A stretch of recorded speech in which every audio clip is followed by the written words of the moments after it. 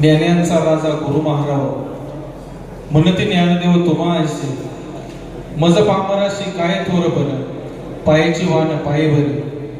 माझ्यासारख्या सर्वसामान्य कुटुंबातील एका तरुण आपण सेवा करण्याची संधी दिली आणि आज माझ्या वाढदिवसाच्या निमित्ताने संपूर्ण महाराष्ट्रातच नव्हे तर ज्यांना प्रभू रामचंद्राच्या दरबारात प्रथम कीर्तनाचा मान मिळाला असे आमचे पिंपळगावचे भूषण आदरणीय पंकज महाराज गावडे, त्याचप्रमाणे विधान परिषदेचे आमदार आदरणीय योगेश टिळेकर, त्याचप्रमाणे आमच्या पंचायत समितीचे सभापती कमलताई शेळकंदे, तसेच आमचे भारतीय जनता पार्टीचे उपजिल्हा प्रमुख आदरणीय संतोषनाना कैरे, त्याचप्रमाणे गणेश भाऊ कवडे,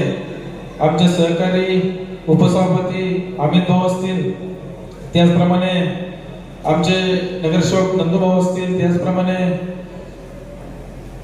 रोकडे साहेब असतील, तसेच उपस्थित सर्वच मान्यवरांच्या वतीने आपण सर्वजण या ठिकाणी उपस्थित राहिला आपल्या सर्वांचे आभार मानत असताना मला ज्या सर्व कार्यकर्ते असतील, त्याचप्रमाणे आमच्या गणातील सर्वच माता भगिनी असतील, तरुण सहकारी असतील, आमच्या पिंपळगावचे सर्वच लहान मोठे माता पिता असतील, त्यांनी मला पंचायत समितीवर काम करण्याची संधी दिली.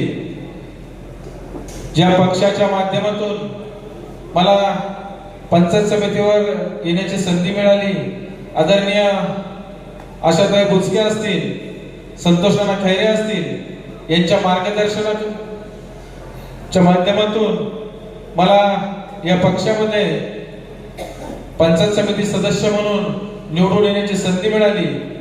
त्यांचे आभार मानत असताना खास करून आज तसं पाहिलं तर इतकं बिझी शेड्यूल असताना आज आमच्या महाराजांचा इतका मोठा प्रोजेक्ट चालू गेले 1.5 वर्षापासून महाराजांना फोन सुद्धा घेणं शक्य नाही, परंतु इलेक्शनच्या काळामध्ये 4 दिवस महाराज या ठिकाणी तापले. तुम्हाला खोटं वाटेल, महाराज आल्याच्या नंतर पहिले 2 दिवस झोपले सुद्धा नाही. सर्व मित्र असतील, आमच्या गणातील सर्व गटातील कार्यकर्ते असतील, त्यांच्या गाठी भेटी रात्री महाराज माझ्यासाठी आले आणि मी झोपायचा, महाराज कार्यकर्त्यांशी चर्चा संवाद करायचे. नुसते चर्चा संवादच नाही केला महाराजांचे, आल्याच्या नंतर त्या ठिकाणी मी या ठिकाणी ओपन सांगणं बरं नाही, परंतु साम दाम दंड या सर्व गोष्टी वापरून महाराजांनी मला निवडून आणलं.